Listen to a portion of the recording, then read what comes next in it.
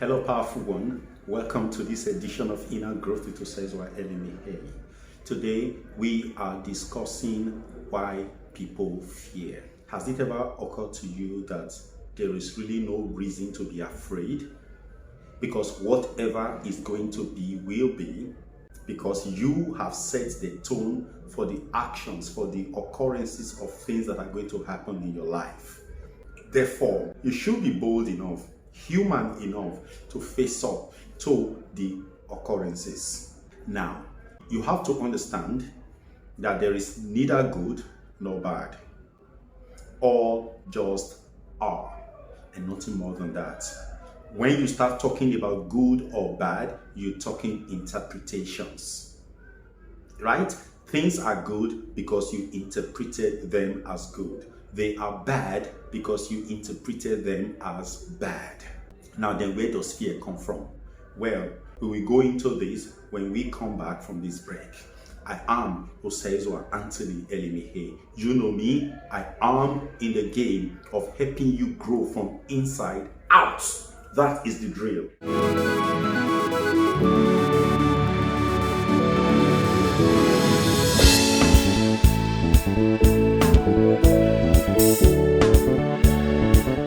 You're welcome back.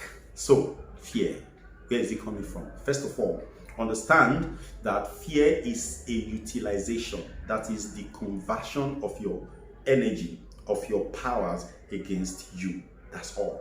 And who is using this power against you? Yourself. You have identified certain entities as your enemies, and then you have seen yourself as being against them. You see them as employed against you for whatever reasons you may have acquired for that, but you are so sure that they are against you. Therefore, their actions causes you some anxiety, some cause for concern. This is where fear comes from. More than that, fear is a product of the ego. The human ego creates fear. What is this ego? We've talked so much about the ego as part of the four, as a unit of the four major dimensions of the human mind. So what is the ego? The ego is your personality, all right? It's your personality. Remember, it is a persona from the ancient Greek sense of drama. When people are engaged on stage to perform, they are called personae. A singular actor on stage is a persona. We derived personality from that tradition, which is the assumption of a role. Now, what role is the ego assuming in the drama of life? First of all, the ego does not see the role, as a dramatic part that is a transient game. No, the ego sees it as very serious. It assumes this identity, and this identity is separate from every other identity out there. Therefore, being separate from another creates the possibility of antagonism. It creates the possibility of conflict, because you are separate from me. You have a desire that is other than mine, and I have a desire that is other than yours. When our desires clash, we have a conflict. Now, I have a motivation for my game, for my pull, for my drives. You have a motivation for your pull, for your drive. And these motivations, they come into contact. And in order to achieve our various goals, we employ various modalities of attaining our goals. And this is where confusion, this is where the fear game begins to play out. So the idea that I am separate from others creates the possibility of fear. Then this separateness doesn't just end in me feeling that I am separate from another person and other people around me. It goes on to state that these people, because they are different from me, they don't deserve what I deserve. They can only deserve good when they are doing things in my service. When those things they are doing for me prompts me to help them, to feel well towards them. Therefore, if they are good towards me, they deserve things. If they are bad towards me, they don't deserve anything but punishment. This is where judgment comes from. Any human being who is judgmental of other people, any human being who condemns other people must have fear, because you are thinking that they are not deserving. Therefore, at the background of your being, you are also aware that they think that you are not deserving. This is where the game begins to get thicker, because it is what I feel about you that I feel you feel about me. You may not feel anything about me. In that area, you might just be kind towards me in your thought. But because I have no kind thought towards you, I feel that you are not good enough. I must have the understanding. I must go with that feeling that you think that I am not also good enough. That is the phenomenon of projection. What I feel about you, I think you feel it about me. And I don't think that it is because I'm feeling that way about you that I am thinking that you are feeling that way about me. I think that that is how you are. So it is my nature that I'm throwing at you. You become the screen for the projector of my mind, because the mind is a projector. We look for screens to load our images on, and we watch the images as if they are from the screen. We don't think that they are coming from us. So every vision we see around us, they are visions of our being. Everything we see are all projected by us. That is why Paul said, we see in part and we know in part. But when the perfect shall come, the imperfect shall be done away with. What is the imperfect? The mind. What is the perfect? The human soul. Where is it that when Paul says, when it comes, the imperfect shall be done away with? Oh, it's always there somehow, but it is not in control. It is not on the driving seat. It's not the pilot of our being. What is piloting our being is the mind. And the mind is imperfect and the father of imperfections. And it is going along with a bundle of ignorant ideas. And it feels that those ideas are sacrosanct and they are pure. They are as perfect as it can think. So that is what we're talking about, mind. When the mind, that the ego segment of the mind runs the show, you excise yourself from others. That is the role that the ego plays. I. That's what it's all about. In the Sanskrit language, it's called ahankara. That is where the word hankering comes from. To hanker for something. It is about self-assertion, because it does not see itself as part of the rest. That is why it can curse. Any human being who can curse is ego-run, ego-mad. They are not normal. They are not themselves. They are not human. They are mental at best. And at the worst, they are animals, which is the body. And at the very, very worst, which is the worst form of it, they are environmental. They are agents. They are myrmidons of the environment. They are social constructs. That is what they are. Now, that idea of separateness also goes as far as not just within human beings and other animals, other plants. They don't see themselves as one with the plants. They don't see themselves as one with the animals. They don't see themselves as one with the minerals. They don't see themselves as one with the water. They don't see themselves as one with the earth. All right? Everything around them, because you are living as a separate entity, you end up using everything around you because you see them as not you. You will do to them to please yourself at their own expense if you have to. That's what separateness is all about. I'm here to see a human being who says, oh, my little finger is so short. Let me cut from this bigger finger and add to it to make it a bit longer. Let me just make them equal. Nobody does that, because the person has this understanding at the back of the person's mind that the finger, the littlest finger and the longest finger, they are one.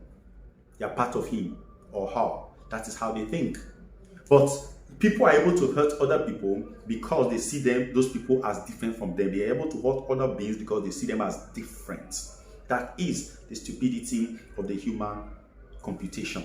And all of these things engender fear, because when you have no love thought towards all creation, what happens is that you are going to stand in suspicion of all creations as long as you have not been able to get a form of assurance from them that they are in your favor. So when you see something new, for instance, that you've never seen before, the first that will hit you is fear. What is new will frighten you, because what is fear actually? Fear is you not being in accordance. You see something that is in your vicinity, either at the mental vicinity or at the physical vicinity, as not conforming with your idea of reality. Now, when we talk about reality now, we are talking about reality that is created as a result of your ego desires. All right? When you need, for instance, you are going to mommy or daddy to collect money, and you got there, you met your brother, your siblings there also asking for the same money, you are likely to have fear that you may not get the money, because your idea of reality is, number one, these ones are going to collect what you want to collect. That's number one. The second thing is that these things that they are coming for is scarce, is limited. If they get it, you can get it. This is it. So that takes us to the second reason there is fear. The understanding that the resources of life are scarce. There are even people who fight off their siblings from receiving ordinary love and affection from their parents. When they see their parents showing love to their siblings, to other people, they get offended. It's not because they don't want their parents to give love to those other people. They are scared that the love will finish. They don't want it to be shared. When you bring this idea to their attention, they are going to look at you and say, you are talking rubbish. It's not true. But at the background of their being, that's what they are seeing. When you make them realize this true processing, they realize that the reason they really don't want their parents to show love to some other people is fear that the love will finish. They will laugh at themselves and feel how stupid they are, and then they change their orientation. But it's difficult to take somebody to that level without proper therapy session. See, now, the other thing about disconnection is that people do not believe that they are connected to the divine. They don't. There are some religions that teach that human beings and divinity are completely different. A religion particularly teaches that human beings cannot be divine, that human beings are only spiritual. Sorry, that's power cut. Now, there are those who believe that human beings are not divine. It's a religion. They are teaching it, that it is idolatry for anybody to think that God, oh, thank God the light is back. That it is idolatrous to think that human beings can have God on their inside, that human beings can be the temple of the Almighty. Some religions teach that. There are other religions who claim that, oh, our body is the temple of the living God. But the content of their preachments, of their liturgy, is totally at variance with it, because they paint God as a massive entity up there somewhere in the heavens, looking down on all souls, checking who is doing the right thing, who is doing the wrong thing. And when people die, they go and meet him, and he sits on the throne and begins to judge them. That is their idea of God. It is a very human idea. It is the idea of our social structure, the way we see our kings, the way we see our judges in court, the way we see our parents. We projected that onto the idea of the divine. God is not like a human being. It's not like us. God is locked in all creations. God is in all right? God breathes through all of us. If we can detach from the mind and connect with the divinity within us, all our fears will end. Why? Because if God cannot be harmed by any other force out there, why will I be scared of being harmed? The other reason we are scared, light again. Wow, they're back. Thank you. The other reason we fear is that we have this understanding that we are liable to judgment for our lives, and that judgment has a terrible consequence at the end of it. We always carry this feeling about us. The judgment could come while we are alive. So when things are happening, we are scared. Jesus, no. Because we are not sure of what this is all about. We feel that, oh, our sins are coming at us. The second part is, when we die, we have this fear that we might go to hell and we might burn forever. That's another reason we have fear. Why are those two reasons there? Because of another reason. What is that reason? Because we have not done our homework. We are not doing that which we were conceived by the Almighty to do as humans in this world. What could that be? Our primary assignment. It's like when you are in youth service, you have a primary assignment. The primary assignment you must do. If you don't do the primary assignment, you are not likely to pass out. The POP day will not be joyful for you because you will be retained. When you have not done what you should do, you are scared. That's one, because you are not doing your things. A lot of the fears we have are stemming from there. If we did our primary assignment on this earth, which is meditation, which is the key thing, which is a commitment to knowing who we truly are. First step is commit to knowing who you truly are and don't talk about God for now. When you have known yourself, who you truly are, it will be easier to know God. It's only a human being that knows God. Mind cannot know God. This body cannot know God. The society, the social system, the political structure, the religious structures cannot know God. It's you who should be knowing God. That is the law. If you commit to knowing yourself and you are focused on that, you are meditating, you are doing selfless service in everything that you do, and you are kind towards people, you are seeing people as worthy of the kind of love you think you are worthy of, then you are whittling down your fear base. You are just killing it. That's what you're doing.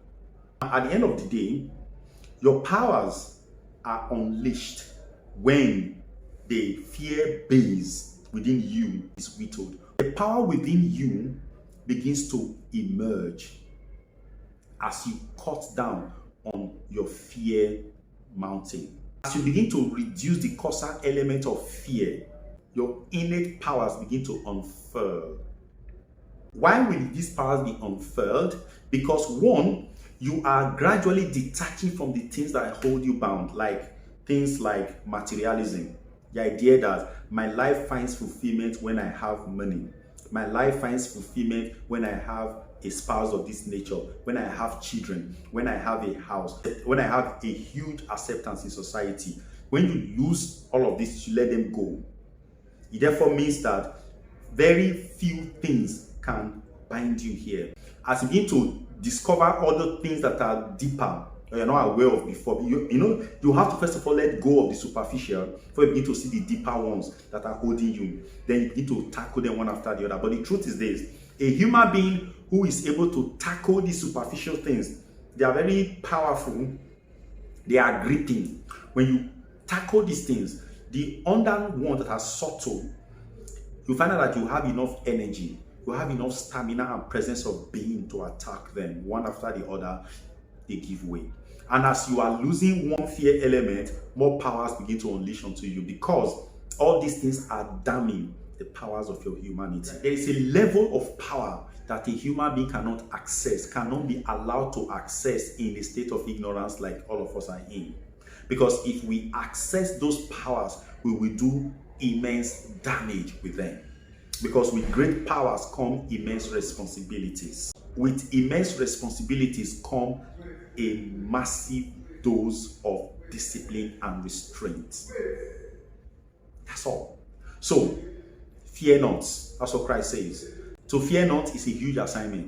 It's not something you can actually obey with your current level of persona. You need to break that persona. You need to evolve a new persona that is transformation centric.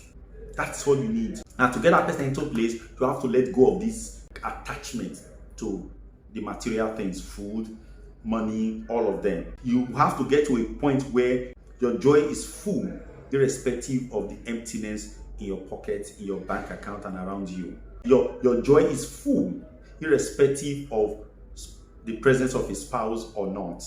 Your joy is full, irrespective of you holding down a job or not. But this is the beauty of it.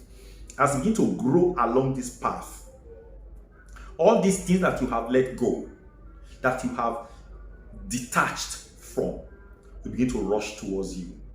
It is like what beloved Carby said. He had been looking for God all his life. He couldn't find God. And he understood that to find God, you have to first of all be human. You have to stop being mind. You have to stop being body. You have to stop being environmental.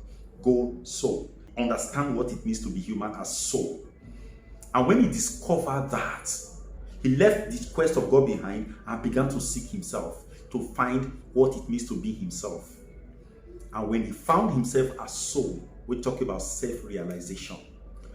God started running after him and calling, "Oh, Kabi, come on. Oh, Kabi, oh, Kabi." Started looking for Kabi. Remember what Christ said? He said, "When you abide in me and my word abides in you, my Father and I will make our abode in you." You're already the temple of God. So God is not yet living in that temple, because mind is living in that temple as king. You have to depose mind and allow God in. How do you depose mind? We talk about manifestations of wealth, health, every other thing. That is the function of the mind, to make your life beautiful on this planet, to make you successful, to give you fame. Mind is good at it. This is it. When you detach from all those things, yes, fame is good, money is good, wealth is good, relationship is good, name them, having children is good, having a good name and influence is also a good, power is good, social power and all of that.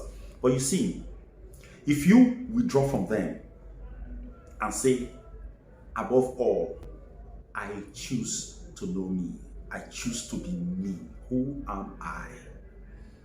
And you focus on that, and you got the answer that the only way to find yourself is to meditate. The only way to successfully meditate is to cut off certain types of food, is to cut off excesses, is to cut off certain associations. And like the masters will say, split your tummy into three: one for food, one for water, the other one for meditation.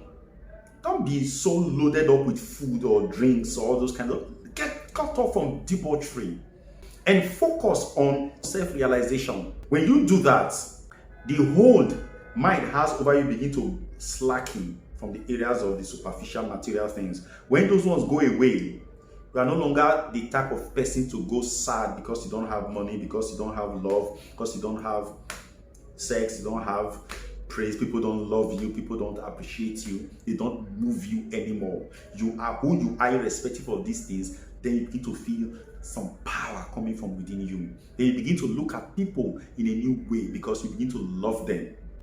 That is when your power fully manifests. Gradually, you become worthy of the master's attention. It is the master, the true master, the Christ himself, that will discover you, that will come to you. He will take you and introduce you to his Father. And then you see things begin to change in your life. So my friend, make that, cut out fear. Fear is an enemy, and you can conquer it right now. Thank you.